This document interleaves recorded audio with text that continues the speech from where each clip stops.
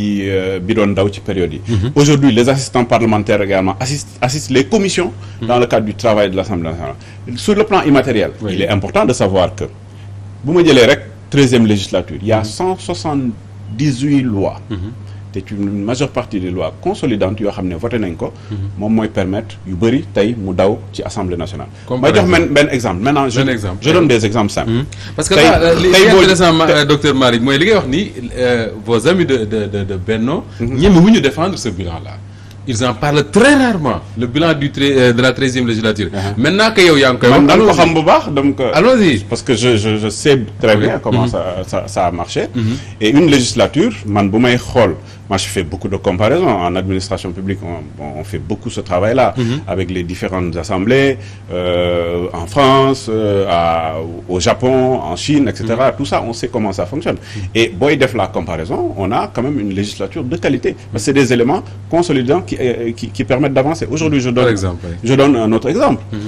Sur le plan direct, il y a aujourd'hui avec la coopération coréenne, une budgétisation déjà de 3 milliards pour assembler la structure elle-même qui doit être refaite. Donc c'est des choses yoo xam ne tey ci liggéey bi nga xam ne assemblée bi nga ko doon dox moom mi ngi ci bilan maintenant boo jëlee les rôles contrôler l'action du gouvernement voilà rôle député xam nga am na lu ma wax léegi un premier élément la fonction de représentation da ngay représenter sa localité da ngay représenter également Assemblée nationale partout mais le deuxième rôle c'est le fait de légiférer.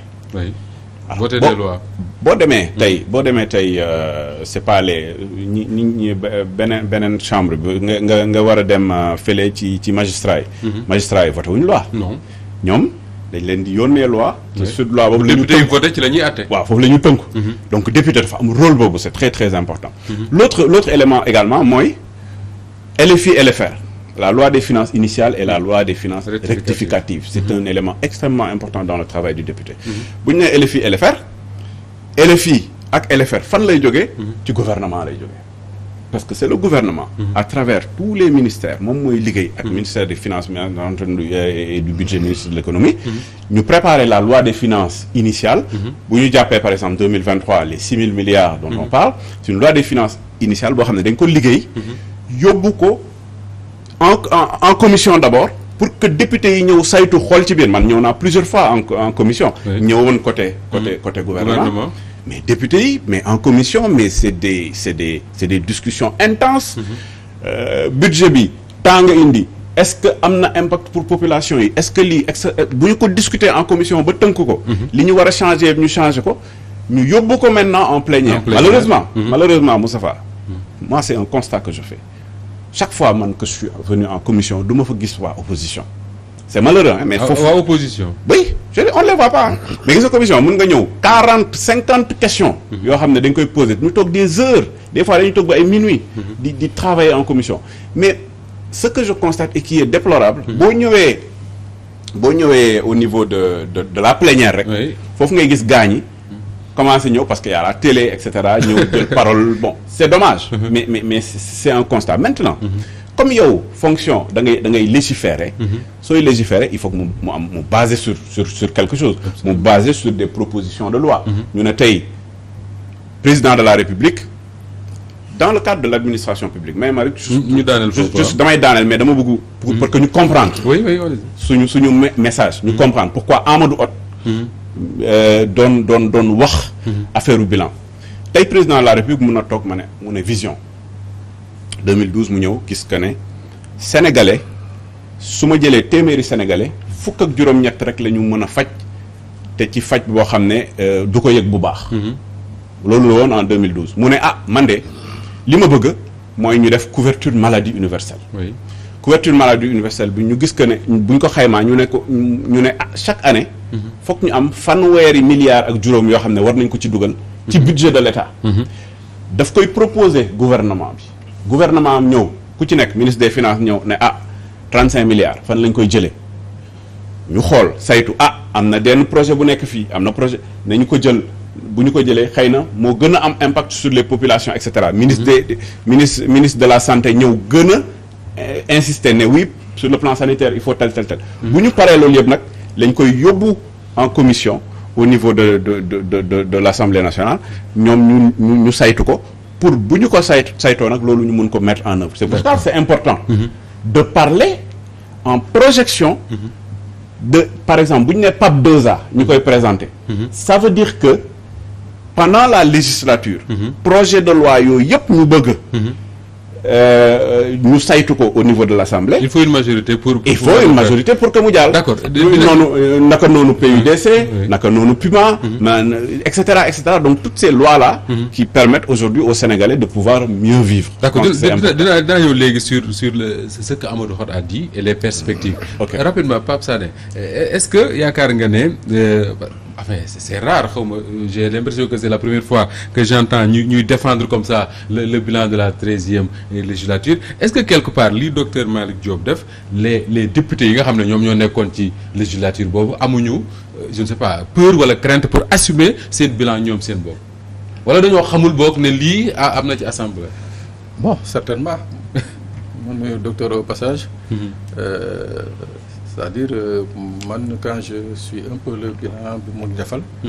dafa am un aspect bi nga xam ne qui est extrêmement important te on dirait que exprès daf ko bàyyi de côté. mooy c'est-à-dire le contrôle de l'action du gouvernement. loolu dañ ko seetlu ak également. l'implication des députés sur la gestion quotidienne du pays mooy maanaam seen impact. C'est ce qu'on ne sent pas à travers cette 13e législature. C'est vrai que li nga wax nii le bilan immatériel bi nga xam ne andi nañ ko et tout mais quand on voit le budget de l'Assemblée nationale quand on voit les efforts qui sont fournis pour que les députés soient à l'aise utal leen ay assistants parlementaires et tout ça mais tey jii mënoo fi taxaw ne députés yi taxaw nañu par exemple sur tel aspect de la vie andi nañ ci une proposition de loi ou bien sur tel aspect de la vie économique lii nañu contrôler ou bien ils ont remis en question un budget de tel ministère wala lii yëg lii li ñuy faral di gis mooy que quand le budget vient à l'unanimité les gens le votent et parfois sans débat. waaw donc loolu ça pose un peu un problème donc tey si vous au niveau de Benno le président mise sur la jeunesse je dis est-ce que ce n'est pas trop tard pour man je trouve que c'est un peu trop tard parce que bi muy falu en 2012 moom son magistère fi mu ko tegoon c'était sur la jeunesse mais bu ñu seetloo les deux législatures yi am les deux législatures yi am c'est bizarrement Georges a eu à le souligner on n'a pas beaucoup de jeunes on n'a pas eu beaucoup de jeunes alors que durant les deux dernières législatures su ñu amoon plus de jeunes je crois que tey jii ñu gën a audacieux peut-être nga bëgg a wax dans le contrôle et puis également parce que tey jii boo xoolee la majorité de l'Assemblée Georges l'a dit la tranche d'âge ñi fa nekk la majorité seeni intérêt nañuy gérer ce n'est pas pour est-ce que les jeunes dont on parle là du ñu dem assemblée également gérer seen intérêt comme ñeneen affaire nekku ci question de enfin c'est pas l'âge qui détermine je ne sais pas le bon député non j'ai pas dit qu'ils étaient de mauvais députés mais en tout cas une chose est sûre mooy que lañ doon xaar ci ñoom ils l'ont pas fait donc tey jii docteur si bilan bi nga def nii très reluisant et tout mais il faudra quand même une chose mooy dans les perspectives de la prochaine législature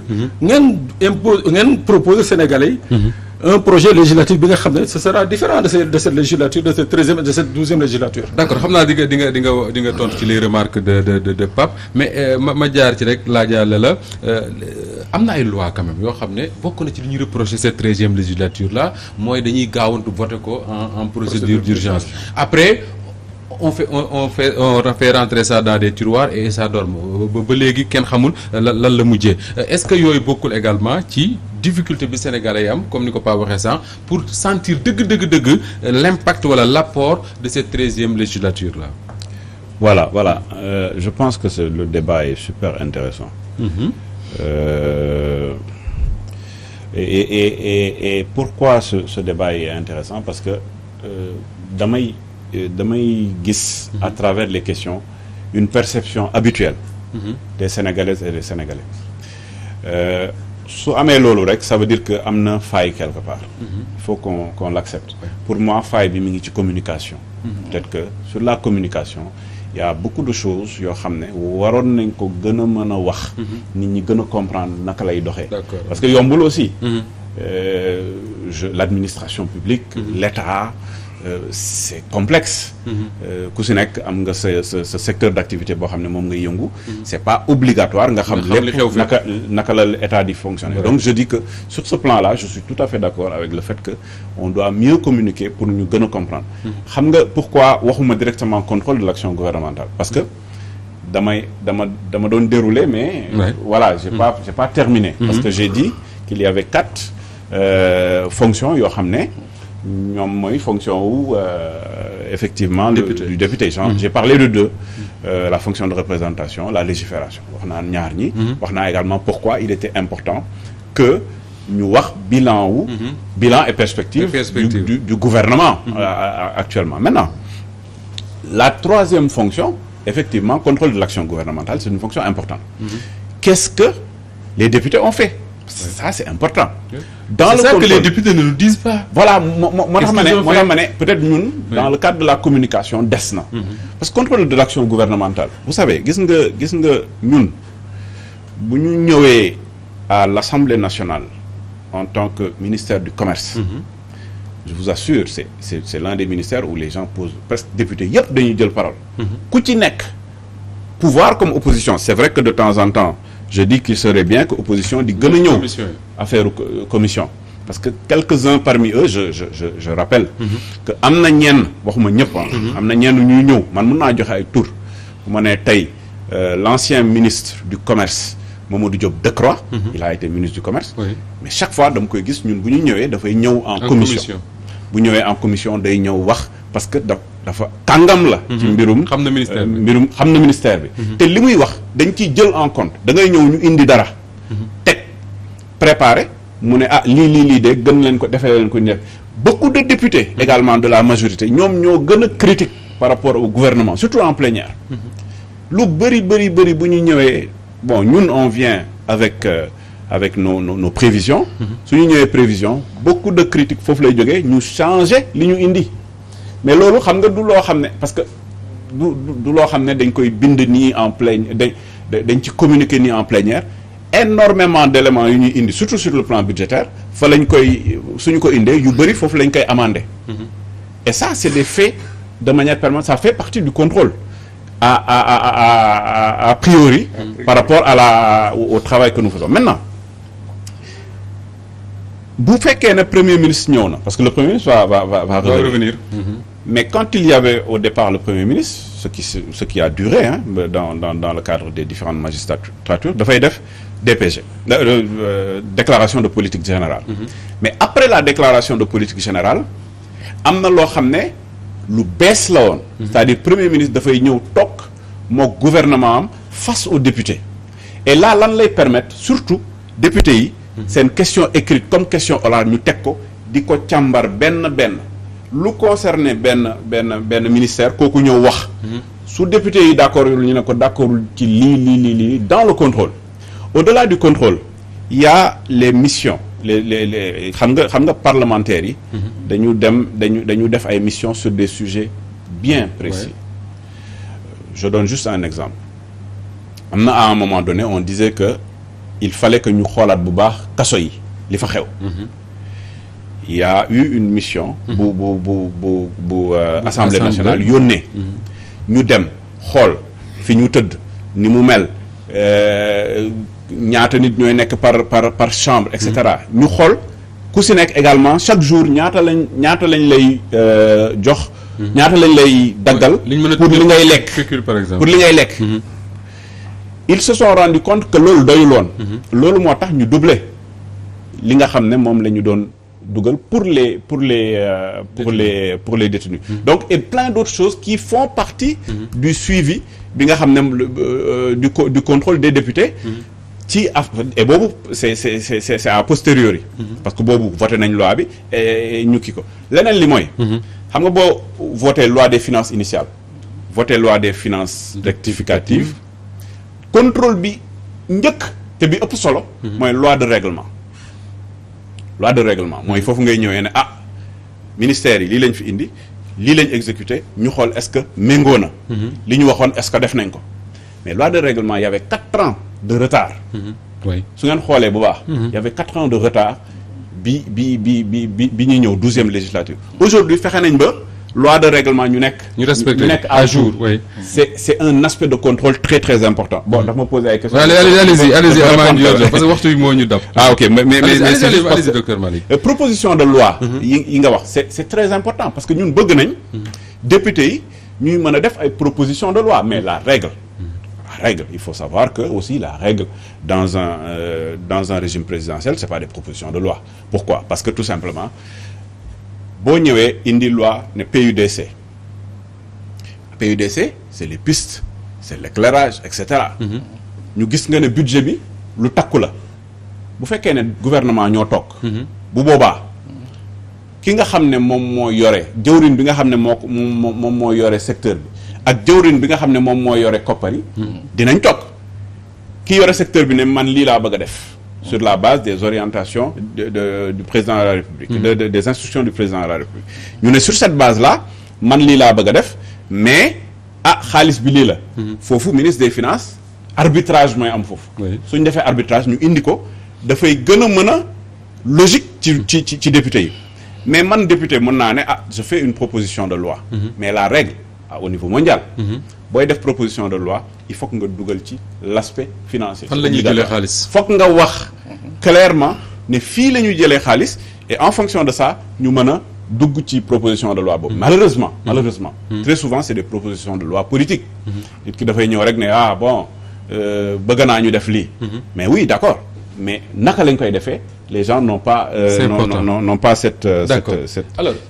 Bon dommage non docteur maa ngi ñëwaat léegi il nous reste une dizaine de minutes ñu jéem ko gérer ndànk-ndànk Georges Nesta man su may dégg docteur Malick Diop muy wax damay am benn sentiment que ni finalement pour être député à l'Assemblée nationale du Sénégal en tout cas être un bon député c'est pas facile parce que li muy wax nii c'est pas accessible à tous les députés yi nga xam ne moom laay gis à l'Assemblée nationale. Est-ce que tey la question n'est pas de dire peut-être lii le député mais regardez même le profil des gens que nous allons envoyer à l'Assemblée nationale. mais loolu moom c'est ëpp solo. xam nga moom li docteur Malick di wax nii. il parle en tant que technicien. mais j'aurais bien aimé que ce soit un député de Benno Bokk Yaakaar. bu ñëw toog foofu di ma wax loolu. kon nag mu mën ko tontu mais moom c'est un technicien. il est du ministère du commerce. lu mu comprendre. peut-être 90% des députés yi xamuñu ko. député yi bu ñu ñëwee looy gis c'est-à-dire maintenant. c'est bien beau quand il m'a dit tout à l'heure là di expliquer li Macky Sall def ak mu Amadou Hott mu expliquer. mais est-ce que les Sénégalais vont voter le 31 juillet pour les chantiers de Macky Sall ou bien dañuy voter parce que gis nañu député lu muy jëriñ seen askan wi c'est ça la question. les députés forcément Sénégalais duñu je ne pense pas que les Sénégalais vont dire non Macky Sall mu ngi liggéey dañ ko voter. nañ ko jox ay député mais dañuy les Sénégalais vont d'abord se poser la question lan mooy njëriñu député. sa question boobu Sénégalais ñoo koy. lan mooy njëriñ député su ma envoyé Georges Nesta lan laay xaar ci moom. lan lay xaar ci moom. mais bu fekkee ne conception bi Sénégalais am ci député mooy lan dina am oto dina am essence bu demee fële day tàccu bu opposant di wax ñu saagante di xuloo bi net loolu le Sénégal lam daal loolu mu la jàpp. mais pas li ñu expliqué nii li nga expliqué c'est bien beau moo tax xam ne la bu nekkoon député woo ma ko wax naa ko mën a tontu. Cette histoire de commission là bi nga doon wax les travailleurs en commission il est vrai que parfois ça c'est la faute je suis parfaitement d'accord avec toi c'est la faute des députés de l'opposition. Je prends juste l'exemple des travaux en commission de la loi sur réforme de la code électoral du code pénal. Mais il y a beaucoup de députés xamuñu woon sax lu xew.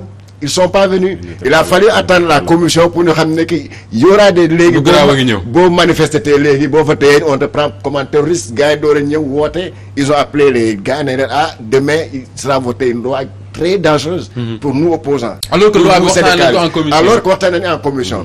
Malheureusement ce jour-là ils ont je sais pas dañu boycotté wala bon pour ñoom c'était ay fla-fla ils n'ont même pas eu le temps loolu tax xam ne la le profil député c'est important parce que bu fekkee ne député bi pour moom mooy juste la plénière foo xam ne les caméras seront braquées. muy làkk séeréer ki di làkk tukulóor ki di làkk joola pour se faire applaudir par les gens de chez lui.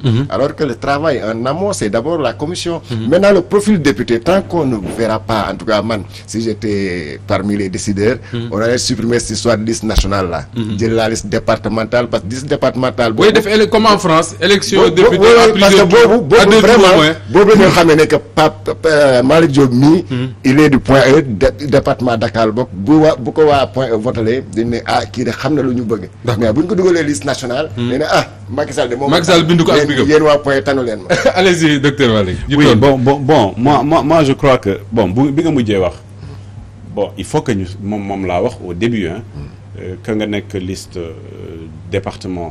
départementale ou liste nationale, dans tous les cas, le député a cette fonction de représentation. Mënoo jëlee député fenn fudul ci benn département. mi ngi ci 46 départements yi wala mi ngi Sénégal à l'extérieur. Donc c'est un fait. Nit ki foog nga am une localité boo xam ne foofu nga jógee. Je pense que loolu tamit. Mais on peut améliorer le mode d'élection quand même. Oui, il y a le mode d'élection, mais dans tous les cas, quel que soit, même les élus au niveau national, dans tous les cas, am na fu ñu jóge. Donc ça c'est un premier aspect. Le deuxième aspect, maintenant mooy sénégalais yi nga ne précisément est-ce que ñoom rôle député moom moo leen soxal. wala les chantiers du président Macky Sall. Mais man loolu moom moo tax ma ñëw toog fii di wax.